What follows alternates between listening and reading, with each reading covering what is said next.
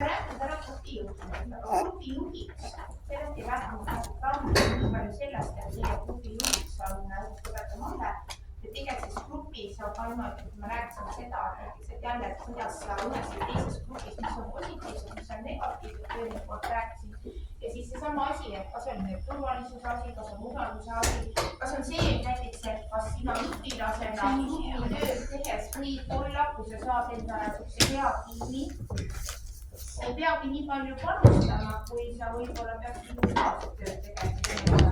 Samas grupitööd tehes võiks sa olla jälle just kandnud kohti ette, et õige õpetaja määrab sulle grupi liikmeskonna, siis äkki sinule määratakse sellised grupikaaslased, kes sa tead juba eos, et ahaa, see tähendab seda, et 3 inimese tööd on mina üksinda ära tegema, siis teised arvavad, et küll läheb hästi.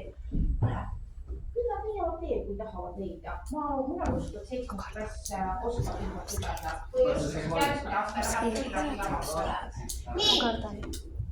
Ma tahan ikkagi, et see õpik on ka lahti võetud, sest tegelikult see, mis ma näitan neid slaide ja ma näitan sulle teen praegu niimoodi, et praegu ise näitan sulle mingid asjad, mis puudutavad grupi juhtimine, grupi dünaamikat või juhtimine käitu tegelikult just kolm erinevat rolli võttes.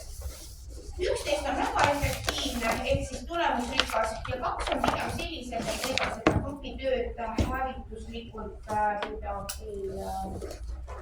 ma olen harjunud, kui öeldakse jah, siis see jah on päriselt jah. Kas sa vajad õppematerjali osas? Kaupo abi. Mina. Jah, ma tahtsin küsida, et diginaabri pealt ei tea. Nii, lähen selle juurde, et tegelikult grupi juhtimise kohta on see, et see on päriselt tugev. Ehk siis seesama asi.